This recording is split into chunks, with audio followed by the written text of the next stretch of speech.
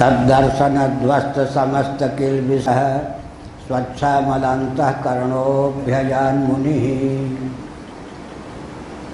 उनका अंतःकरण स्वच्छ निर्मल हो गया।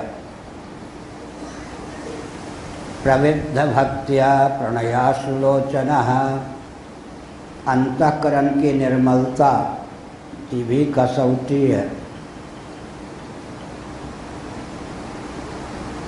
भक्ति भावना से चित्त आप्लावित हो गया। भगवत भक्ति की अभिव्यक्ति शुद्धांतःकरण पर ही संभव है। भक्ति की अभिव्यक्ति में प्रतिबंधक मल और विक्षेप है।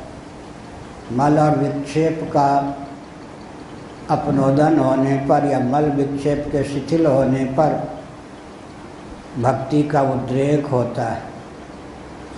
उसका प्रभाव क्या हुआ जी? उसका प्रभाव हुआ प्रणयासुलोचनः, असुलोचनः। नेत्रों में प्रेमाश्रु छलक गए। एक महात्मा मध्य प्रदेश के थे उन दिनों। बाद में वाजपेयी जी की कृपा से मध्य प्रदेश जब दो भागों में विभक्त हुआ, एक का नाम छत्तीसगढ़ हो गया, तो मान लो छत्तीसगढ़ के हुए।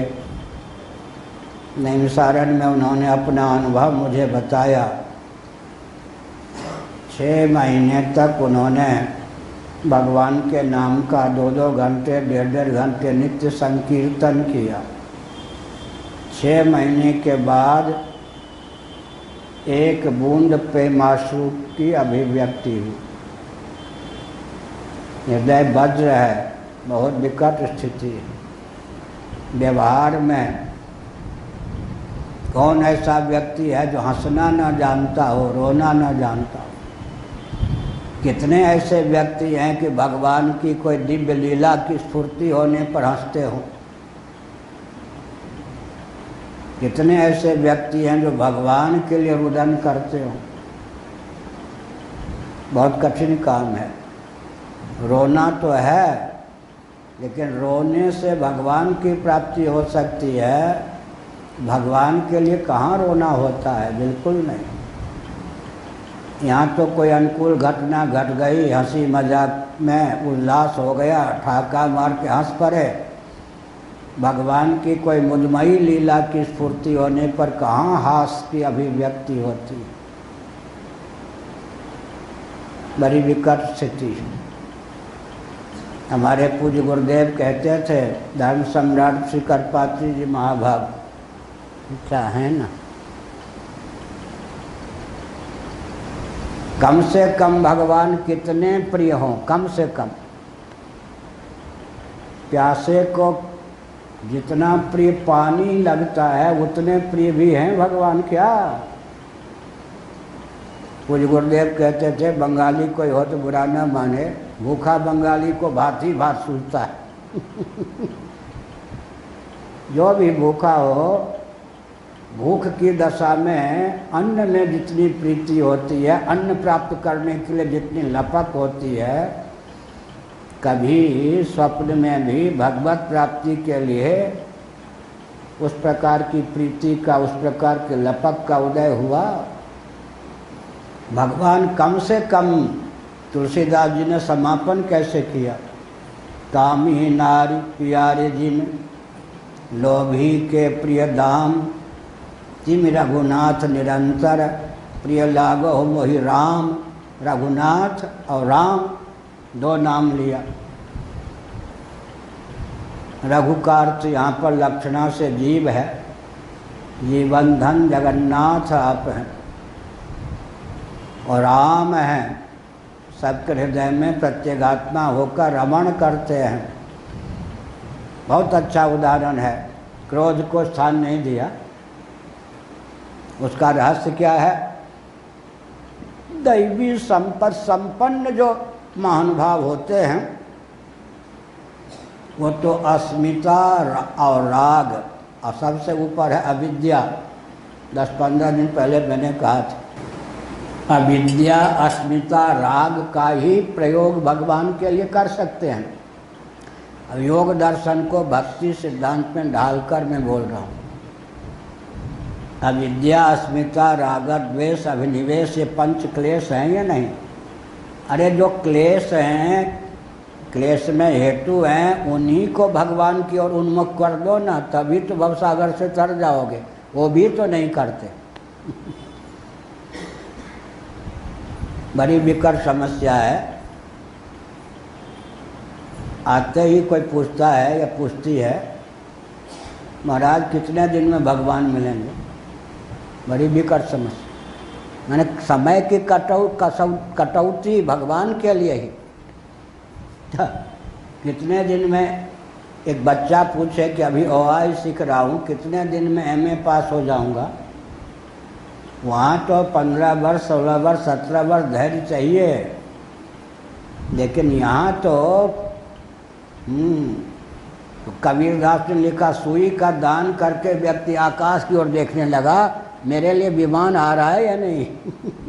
कबीर बाबा ने कहा। हाँ, एक माला जपने के बाद स्वामी अखंडानंद जी महाराज हंसाते थे। एक व्यक्ति ब्राह्मण गायत्री का जप करते थे सामने दर्पण रखकर। एक बार जपा, कितना तेज बढ़ा। एक बार जपा, कितना तेज बढ़ा। क्या दूध को गर्म किया, विधिवत उसमें जामुन डाला, अब दही बना या नहीं? बनने नहीं दोगे तो। मतलब संसार के लिए अरबों कल्प अब तक लगा चुके हैं। करोड़ों कल्प संसार पर अपने आप को न्यौछावर करने के लिए तैयार हैं, लेकिन यहाँ माला पकड़ी नहीं कि कहते महाराज ये तो छोटे साधकों का काम है ना, माला से जप करना, निमाई जी आदि का। हम बड़े साधक हैं क्यों? हम कलेक्टर रहे हैं। हमको तो अभी मानस जब चलता रहता हर लो भले आदमी की। तो माला से जप नहीं करोगे, मानस जप अपने आप घुस जाएगा। क्या उपांशु सही, वाणी में आने दो जप को, तो वो वाणी पहुंचा देगी मन में जप को। क्या वाणी में ही एक हमारे शिष्य थे वैसे, महाराज बाहर की पूजा मत बताओ, उसमें तो धूप दीप फूल रुपया भी खर्चा होता है ना। बैठो भगवान के पास, हमको कोई मानस जगत की उपासना बताओ। हमने कहा बढ़िया है, बढ़िया। क्या घर में बैठे बैठे हेलो करके अरबों रुपया कमाने का जिसको व्यसन हो गया है, वो तो बाहरी कोई साधना भी नहीं करना चाहता। बड़ी विकट, सीधे कुंडलनी जागरण। ये सब अपने को ठगना है या भगवान को ठगना? कोटि जन्म लगी रगर हमारी, बरऊ शंभु न तो राहु कुमारी। ये है मिलने का सिद्धांत। इसका अर्थ क्या हुआ जी? दार्शनिक धरातल पर इसका अर्थ क्या लगाएंगे? पार्वती जी का है ना, कोटि जन्म लगी रगर हमारी, बरऊ शंभु न तो राहु कुमारी। आत्मा अमर है, काल अनंत है। निकला या नहीं? आत्मा अमर है, काल अनंत है। देह के नाश से जीवात्मा का नाश नहीं होता। शिव जी की दिव्य दृष्टि में मैं ओझल नहीं हो सकती कि वही सती आ गई पार्वती होकर। अब तो शिव जी मेरा वरण करने से रहे, यही तन भेंट सती अब नो ही नहीं। यही तन का अर्थ दोनों वर्ग लगता है। जब तक मैं शिव शरीर में हूँ और जब तक ये सती के शरीर में क्या दोनों अर्थ लगता है। अगर वो जब तक मैं शिव शरीर में हूँ, महाप्रलय में अपने शिव रूप में हो जाऊँगा, तब तक सती हजारों रूप धारण करके आवे, मैं वरण करने वाला नहीं। एक अर्थ ये होता है। तो शिवजी तो वरण करने से रहे, तो मेरा दायित्व होता है कि मैं शिव जी को वरण करके रहूं। वरो शंभु न तो रहूं कुमारी। विवाह होना है तो शिव जी से, अन्यथा किसी से नहीं। इस जन्म में न सही कोटि जन्म लग रगर हमारी। शिव जी के नाम पर करोड़ों जन्म न्योछावर कर दूंगी। जब तक शिव जी ही वर नहीं प्राप्त होंगे, तब तक कुमारी रहती शरीर छोड़ती रहूंगी। फिर कुमारी रह के शरीर छोड़ूंगी। आत्मा अमर है, काल अनंत है, इस सिद्धांत को लेकर तीसरा क्या निकला? वर्णीय है तो भगवान शिव परमात्मा ही। 3 सूत्र निकले या नहीं? आत्मा अमर है, काल अनंत है, वर्णीय है तो एकमात्र भगवान ही। भगवान के लिए करोड़ों शरीर न्योछावर कर दूंगा, वरण करके रहूँगा तो भव को नहीं भगवान को ही, या वरण करके रहूँगी तो अब भव को नहीं भगवान को ही। इतना दमखम होने पर मन में वह बल और वेग प्राप्त होता है, इसी जन्म में भगवान मिल जाते हैं। हुआ या नहीं? करोड़ों जन्म क्या, दूसरा जन्म भी लेना पड़ा पार्वती जी को, लेकिन इतना बल और वेग कैसे प्राप्त हुआ? इस आधार पर। शरीर छोड़ती रहूँगी, नया शरीर लेती रहूँगी, कुमारी होकर मरती रहूँगी, लेकिन जब तक शिव जी का वरण पति के रूप में नहीं, पति के रूप में शिव जी ही प्राप्त नहीं कर लूँगी, तब तक यह रगड़ चलता ही रहेगा। इसके विपरीत असुरों में भी यही क्षमता होती है। श्रीमद् भागवत का 7वें स्कंध पढ़िए, हिरण्यकशिपु का चरित्र, वो भी देहात्मवादी असुर।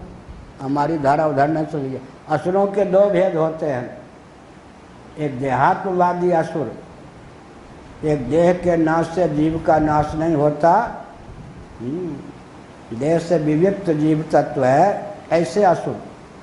हमारे सब इतिहास के जो असुर होते थे, कंस इत्यादि, वो कोई देहात्मवादी नहीं थे। इसलिए उनमें इतनी शक्ति थी कि उनके सामने बाद इंद्र आदि भी कांपते थे। आजकल के आतंकवादी हैं, ये तो देहात्मवादी हैं, इनमें तो कोई क्षमता ही नहीं है, तो मच्छर भी नहीं है क्या? असुरों में भी दुर्योधन परलोक को मानता था या नहीं? हे युधिष्ठिर, हे पांडवों, जीवन भर तो चैन की सांस नहीं तुम्हें लेने दिया। तुमसे पहले तुमने छल पूर्वक भीमसेन गदा मारी है, तुमसे पहले स्वर्ग में जाऊंगा। यहाँ भी बाबा, वहाँ भी बाबा। मस्त मौला मरते मरते क्या कहा? जीवन भर कभी जुकाम का मुंह नहीं देखना पड़ा। हाँ, मैं सोचता हूँ कि हमसे कोई कहे तो हम कहेंगे जीवन भर स्वास्थ्य कैसा होता है यही नहीं मुझे मालूम है। जीवन बचपन से ही बीमार चलता है शरीर। दुर्योधन ने, मस्त मौले ने क्या कहा? जीवन भर जुकाम नाम की क्या चीज़ है ये भी नहीं मालूम। दुर्योधन था, कंस था, ये सब क्या थे? ये सब ऐसे असुर क्यों इसलिए बलवान थे? क्योंकि देहात्मवादी नहीं थे। देह में आत्मबुद्धि होने पर ही देह ही आत्मा है, ऐसा नहीं। व्यवहार तो देहात्मवाद के अनुसार करते थे, लेकिन देह के नाश से जीवात्मा का नाश नहीं होता, इस सिद्धांत में आस्थान्वित होते थे, इसलिए वो प्रबल थे। आज के जितने आतंकवादी हैं, अगर कोई अमुक अमुक वेदवाही ग्रंथ के आधार पर जीव को देह के नाश से जीव का नाश नहीं मानते तो आतंकवादी जोरदार हैं। और अगर कोई कम्युनिस्ट इत्यादि ये आतंकवादी है तो शरीर को आत्मा मान करके बड़ा दुर्बल आतंकवादी। हाँ, आतंकवाद पर भी हमारा बहुत अध्ययन है महाभारत आदि के अनुसार, इसलिए आतंकवादियों के मन की बात भी हम लोग जानते हैं। बिना किसी आतंकवादी से संपर्क किए उसको चलाने की कला भी महाभारत के आधार पर हम लोगों में है। तो हमने क्या कहा? हिरण्यकश्यपु ने 3 ध्यान आया, काल अनंत है, आत्मा अमर है, वर्णीय भगवान शिव हैं, भगवान है। हिरण्यकश्यपु काल अनंत है, आत्मा अमर है, वध करने योग्य कोई है, मारने योग्य कोई है तो विष्णु है। वही भजन नहीं तामस दे, यहाँ जाके गड़बड़ है। वर्णीय नहीं, वध्य। असुर तो यही कहेगा ना, भगवान को वर्णीय मान लिया तो असुर कैसा? ध्यान गया ना। अब भगवान तो वध्य होते नहीं, उलट करके मुहर के जो अक्षर होते हैं, स्टैम्प के अक्षर उल्टे होते हैं या नहीं? परिणाम क्या होता है? सीधा हमारे जितेंद्र जी उधर हैं, जितेंद्र जी को अच्छी तरह मालूम है हमारी नीति का प्रशिक्षण। जितेंद्र जी को, मनोज जी को, स्वामी जी को तो पहले से है ही, हो ही रहा है। अब इनको भी 3 ही 4 व्यक्ति को तो मालूम होता है हम किस ढंग से काम करते हैं कुछ अंश में, और जो भगा गए आतंकवादी ढंग के थे वो अलग। आतंकवादी ढंग के जो व्यक्ति होते हैं अराजक, कितना ज्ञान विज्ञान पिलाओ, उनकी निष्ठा होती है आसुरी वृत्ति, उनको यहाँ मन नहीं लगता। यहाँ झूठ बोला, 3 बार झूठ बोल दिया तो हम उसको मलमूत्र के समान, अंदर से भगवान जान के भी मलमूत्र के समान देखते हैं। यहाँ झूठ सिखाया नहीं जाता, गुप्तचरी का प्रशिक्षण नहीं दिया जाता। यहाँ जो व्यक्ति है उसको ऊपर उठाया जाता है, भगवान से मिलने का मार्ग दिखाया जाता है। लेकिन जिसका आकर्षण अराजकता में है वहाँ टिक नहीं पाता है। कितने ज्ञान विज्ञान की घोटी पिलाओ, अंत में और दुष्ट का दुष्ट आतंकवादी ही निकलता है। तो हिरण्यकशिपु ने क्या सोचा, काल अनंत है, आत्मा अमर है, वध करने योग्य है कोई तो विष्णु है। तो वो मुहर के अक्षर उल्टे पड़ जाते हैं या नहीं। हमारे जितने, हमारे का मतलब मनुस्मृति आदि के आधार पर निमाई जी सुन रहे ध्यानपूर्वक, अधर शुक्ल जी सभी सुन रहे। वेदादि शास्त्र के आधार पर हम कुछ बोलते हैं तो लोगों को होता है ये सब उल्टी खोपड़ी वाले हैं। आज ही सुनते हैं पैनर, कोई अखबार है अंग्रेजी का, कम्युनिस्ट आदि का होगा या कुछ, सुब्रमण्यम जी, वो गोपाल सुब्रमण्यम जी पुरी के शंकराचार्य के पास कल आएंगे मिलने। गोपाल सुब्रमण्यम जी श्रृंगेरी के शंकराचार्य के प्रति आस्था रखते हैं, इसलिए सब शंकराचार्य के प्रति धार्मिक हैं, अधिवक्ता हैं। और न्यायालय ने उनको श्री जगन्नाथ मंदिर और दक्षिण के भी कई मंदिरों का मुख्य दायित्व दिया है। उनका सुझाव मानो सुप्रीम कोर्ट का निर्णय बन जाएगा और पुरी के शंकराचार्य के पास मिलने आएंगे आस्तिकता के कारण। फिर क्या लिखा, पुरी के शंकराचार्य मनुवादी हैं, वो उनकी बुद्धि को बिगाड़े बिना नहीं रहेंगे।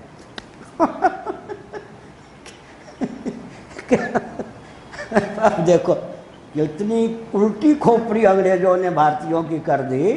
पुरी के शंकराचार्य मनुवादी हैं, इतने चतुर हैं, बुद्धिमान, कि जो उनके पास आता है उसकी बुद्धि बिगाड़ देते हैं। सुब्रमण्यम स्वामी की बुद्धि भी बिगाड़े बिना वो जो आ रहे गोपाल सुब्रमण्यम जी की बुद्धि भी पुरी के शंकराचार्य बिगाड़े बिना नहीं रहेंगे। उसके बाद वो मंदिर के प्रशासक सेवायत और गणपति जी से मिलेंगे। गणपति जी कोई रिस्क वाला काम लेते नहीं, सब करना चाहते हैं, उनके स्वभाव का चित्रण आया, सब करना चाहते हैं लेकिन रिस्क वाला काम लेते नहीं।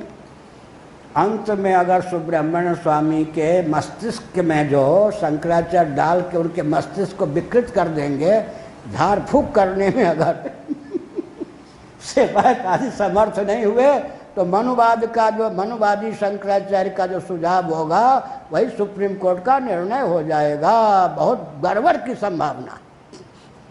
देखो यह है स्थिति आजकल। शंकराचार्यों में मनुवादी अगर कोई है, बिल्कुल टस से मस होने वाला नहीं, पुरी का शंकराचार्य, उनके सामने चाहे सुप्रीम कोर्ट का कोई आओ कुछ, वो बुद्धि बिगाड़े बिना किसी का रहते नहीं। लोग बड़ी विकट समस्या। शायद आप लोगों की भी बुद्धि बिगड़ती होगी 2 महीने में। अब क्या हुआ, मुहर के अक्षर क्या होते उल्टे, परिणाम क्या होता सीधा।